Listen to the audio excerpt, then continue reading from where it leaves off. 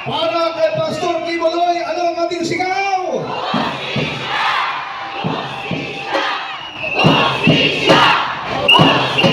Para sa mga kababayan nating IPs, ano ang ating sigaw?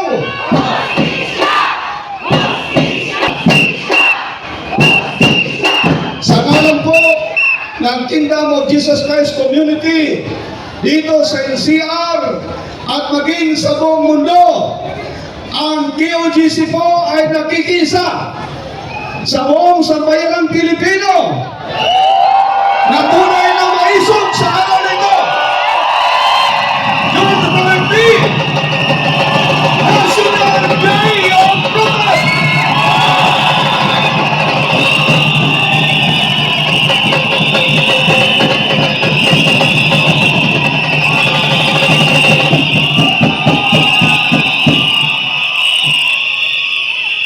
Hindi naman lingid sa inyong kalaman ang nangyayaring panggigipit at paninigil ng karapatang pantao na aming naranasan bilang isang religious community noong ika-10 ng Hunyo taong kasalukit.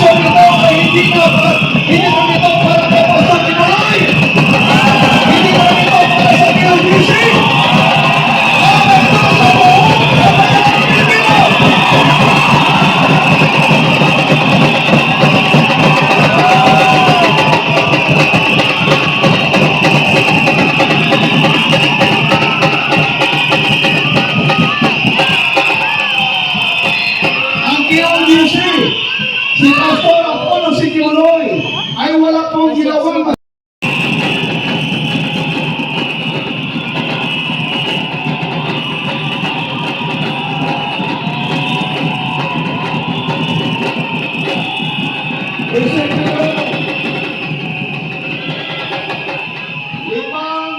limang religious compounds ng KOGC ang sabay-sabay nilang nilusok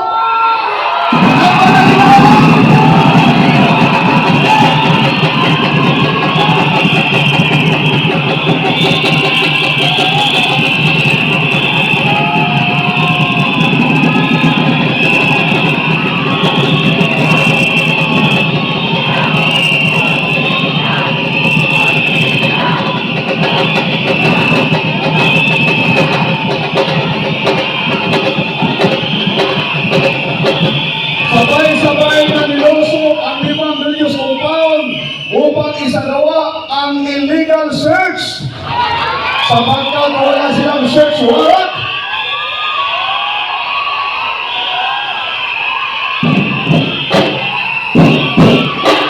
Justisya! Justisya! Justisya! Justisya! Justisya! Justisya!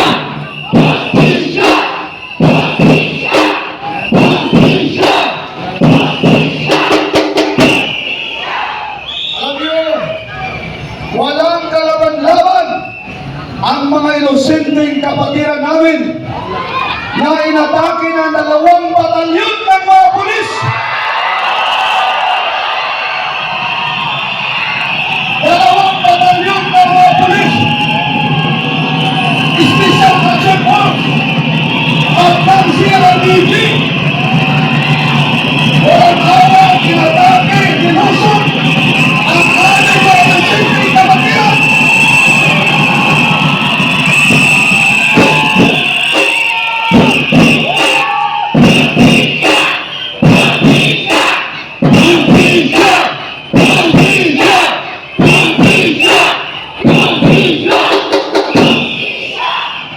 Ang mga inakala nating magtatanggol at puprotekta sa amin ay siya namang nanakit sa mga kabataan at mga kababaihan na nira ng mga gate at pintuan.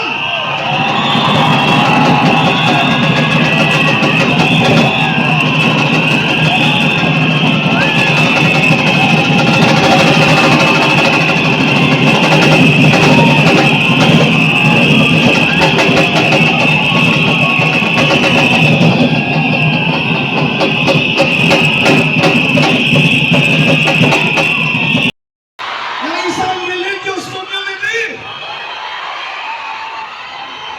Bakit kailangan maging bayolente ang pag-serve ng warrant at gawing marahas?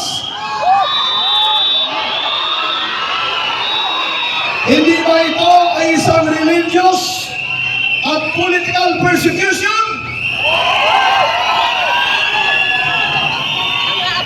May thumbs up o approval ba ito ng Pangulo?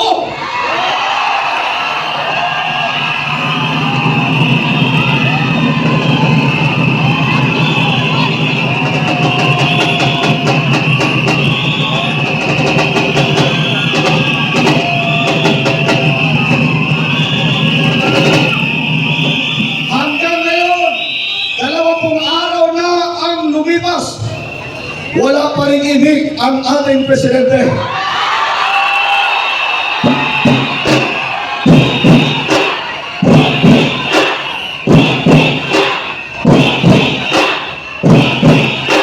Justisya! Hindi ba mahalaga sa kanya ang buhay ng mga inapi at nasaktan ng mga bata? Hindi ba mahalaga sa kanya ang mga inapi at nasaktan pati ang ating mga katutubo na nablaan doon sa kitbok at mga pagmumukla